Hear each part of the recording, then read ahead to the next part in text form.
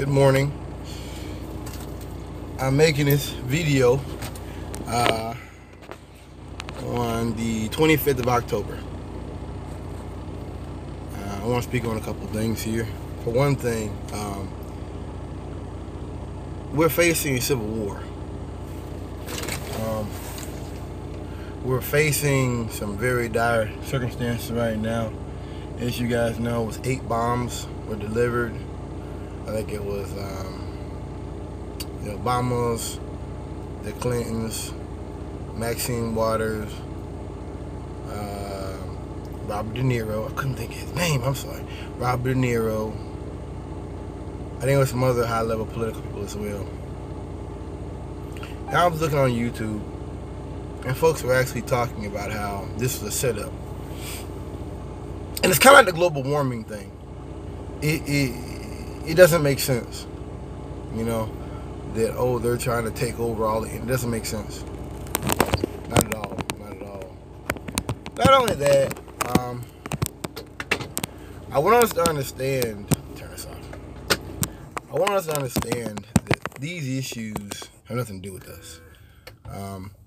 The Bundy case, where the gentlemen were out there on the woods talking about this was their land and all that crap. I think to myself sometimes, what if a bunch of black guys went out in the woods and had guns and said, listen, this is our land, you cops can't come on here, and we're pointing guns at the cops. What would happen? What would happen? As it was, they ended up, they were pointing guns at the cops. And backed the cop down several times. That's white privilege. I spoke to you guys yesterday about how I watch videos all the time where white men will be pointing guns, walking around with rifles in their hands and shotguns in their hands, and cops do nothing. The cops do nothing. The cops are like just trying to basically get information from them, like, hey, what are you doing? And they're like, oh, I have my rights, and you're infringing. And I'm just like, dude, we got black people getting shot down in their own homes. You know what I mean? I remember Alex Jones was talking about how, 1776 rise again and all. And I'm like, dude, no, this is white privilege. This is white privilege. Black people can't even do half stuff that white folks do. This is white privilege. And that's another reason why I kind of ran away from Alex Jones. You know, he had a good message out there to try to bring everybody in. I'll give him that. But that's white supremacy. All that stuff is white supremacy issues. Global warming hurts the poor. We know this. That's been proven through case studies and all kind of stuff, that your poor people live around these ports. Your poor people live around some of these major interstates, and that raised their chance of cancer and other diseases. We know this. So trying to clean the air and clean the trucks and all that stuff, that helps them. That might hurt the guy that's making $1 million a year. Sorry. But, for a lot of people who are just barely making, rubbing some quarters together, no, I'm with them. I'm not with no Warren Buffett. I'm not with them people. I'm not on that level. Turn it off. Can I? I'm not on that level. That's my seat cushion, y'all. Plug it in and still won't charge for some reason. Anyway, Professor Black Truth was talking about something I really thought was interesting. He spoke about how you have he's trying to push a narrative. They know it's mostly white men doing the mass shootings. He thinks it's a plot, I guess. That's what I got from him. I could be wrong. Forgive me. But they think it's a plot. I don't think it's a plot. I think these white men are actually going out on their own and shooting places up. And this is just white men doing what they've always done. They've always done these kind of things. This is nothing new. I believe 9/11 was an inside job. I believe 9/11 was an inside job. Different discussion for a different day. But those guys doing those kind of things, those are people that are acting on their own. And they have the privilege and the monies to do that. We don't. We don't do that. Like, people have never been doing that kind of stuff. Never. I'm not getting into the fact that we don't do mass shooting. I'm not getting into that. But one thing I find very interesting, all these mass shootings, these bombs set yesterday, all these school shootings all over the U.S. on a regular basis now, Now the FBI has begun something called BIE, Black Identity Extremists. And they talk about how they see that as, oh, this is black people being, brutalized, brutality and things like that, responding to Ferguson and things like that. And I just found it very interesting that you have all these mass shootings going on. And not all white people. They're not all white people, but they're non-black. Okay? This is non-black people. Thank you. And all these mass shootings, people getting killed, 50 people here, 100 people there, 200 people there. Las Vegas shooting, church shooting in Texas. And your response is to then do a study on black people. And, them trying to, I guess they got something now where they can, what the sound was, they can run up in your house without a warrant and crap like that. This is, I know what it is. I'm not trying to rationalize the white man. I told you before, if the white man can't control 110% of his world, he goes crazy.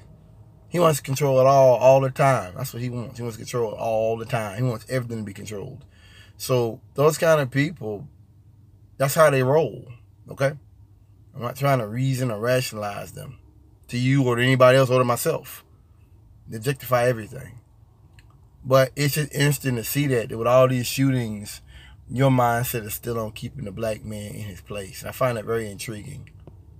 And that's why I don't care about this empire.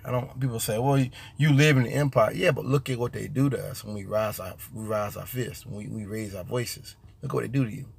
Yes, you live in America, but you don't have a stake in America. You don't.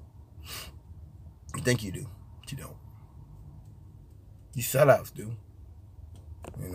Kanye, they said he went to a Democratic senator or something. I don't know, man. He was there 5 minutes looking at his watch. I gotta go.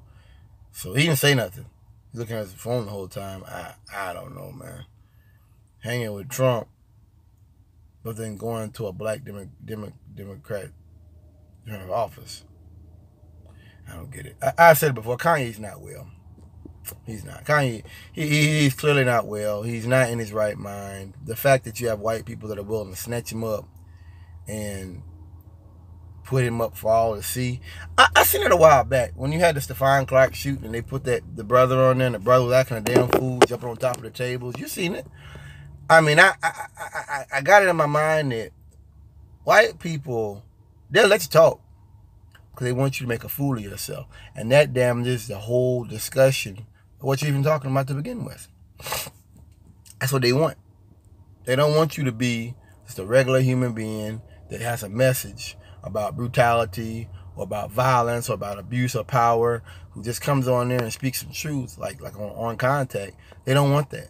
Somebody who's like, hey man, look into this, read this, check this out. They don't want that. They want somebody to come up there and say his name, talking about his brother, and jump on top of the tables at the city council meeting, telling the mayor to shut up. I mean, I don't have no love for white people neither, but I wouldn't go up in there saying that because I know that I have to use them to get what I want. I can't just go up there and disrespect people. You can't do that. I mean, that's not my nature anyway. But I know that with the Caucasian, I can't do that because you need them. I'm no fool. I believe in separation. I'm no fool. You have to work with your enemy because you have to understand your enemy. You have to understand the world in which you live in. You have to understand the world is not a dichotomy. These political things are not dichotomy. They are they're varied. They're deeper than that. So, but it's very intriguing to me as the American empire crumbles, what their issues, what they're focused on. Like I said, BIE, Black Identity Extremism, that really gets me because I see some of these black, I like to join one of them. I see one in Dallas, Texas, a couple months ago I wanted to go to. Part of me worries it could be FBI fronts. I worry that the FBI could be in there. I don't want to get caught up in no BS like that. The brother got caught up in there to release him out of charges, but they snatched him up. I look at the Waffle House shooter. Got his guns back in 2 months. And he was on high-speed chase. The kid went up to the White House and told them, they tried to stop him. He said, do what you got to do. They arrested him. Gave him his guns, gave his daddy the guns back in 2 months. Do you know when I got arrested for shooting in the woods, it took me over 1.5 years to get my guns back? This is white privilege. This is what it is. And I feel like what I did wasn't that serious. I feel like what I did was something that was inappropriate.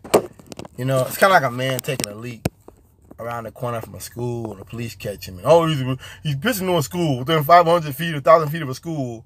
But he was just pissing. He wasn't like looking at the kids. He was behind a wall. You know what I mean? He's behind a restaurant. Maybe the bathrooms didn't work or something. And the cops were like, well, you're going to jail anyway because you're pissing. You dropped your pants, you know. It ain't like if he went up to the kids in the schoolyard, dropped his drawers and was waving. No, it wasn't that. He didn't do that. That'd be different. That'd be different. Me shooting guns was kind of like that. What I did was, I shouldn't have done it there. You know, but to keep my guns for over a year and a half when I went to court and did all my stuff, one thing I learned is they don't like us with guns. I think they fear an armed black intelligentsia. You know, I think they fear us in that way. You know, knowing the law, and that's the real threat of the Black Panthers. They knew the law. They were educated politically. They knew what they were going to do. They were making moves in their neighborhoods. That was the fear of the Caucasian powers that be. I think that fear still exists. Even these liberal white people, there is a fear of Black Planet. There's a fear of educated intelligentsia. I really believe that they can strike out and make moves and stuff. You know, I told y'all I used to defend the police. I still go on CMPD Twitter, but I used to defend the police, and I used to tell you all this crap about, well, you should have done this. The Dallas shooting broke my heart. It touched a part of my heart I didn't even know existed.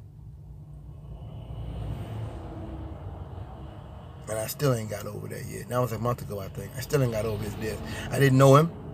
Never met his family. Never been over there.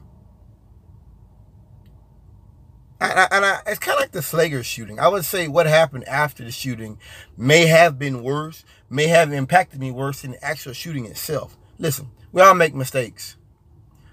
But when you start covering up evidence and lying, and then you wait 3 days to make an arrest, and then when you start doing those kind of things, man, you're going somewhere else with it. You understand? Slager shooting, he shot the man 8 times in the back. Then he walked over there real slow. We got taser, walked over there real slow, like he was trying to figure out in his mind what the story was going to be. That's why I don't feel bad for him.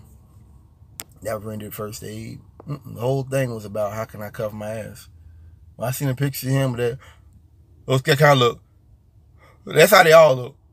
Like they didn't know the law could be on them too. They could face, you know what I mean? I try to tell Denzel, yeah, they don't get the same time we do, but really, honestly, you have to realize what that means to a Caucasian police officer. Because I've been around these Caucasians with the sarcasm. They think they're better than us because we got a misdemeanor. They think they're better. They really do. They actually judge themselves off of that. When I know there's plenty of people who have been in fights and stuff. And I mean, like, people started to fight with them. They defend themselves. And they end up getting arrested. Played down or something. That don't make them bad people. Yeah, niggas just, run up there running that mouth and they just, maybe hit them too hard or something and they go to jail. That don't make me better than them because of that. That happened to me. Because I'm a man. And so, but white people, they judge themselves off those kind of things. They do. And also with cops, the cowboy mentality, that gun mentality of I'm in control of my environment. Well, when you're no longer a cop, you lose that. That's gone. That goes away. And you now have to be like everybody else. I seen Carrick. He looked kind of sad, man. He did. He looked kind of sad. Yeah. Looked kind of sad to me. I don't care about him whatsoever. I don't care about these Caucasians. But when you do these things, they hurt you. Excuse me. There's a cost. So, but I cut it short there. Yeah, have a good one. Peace.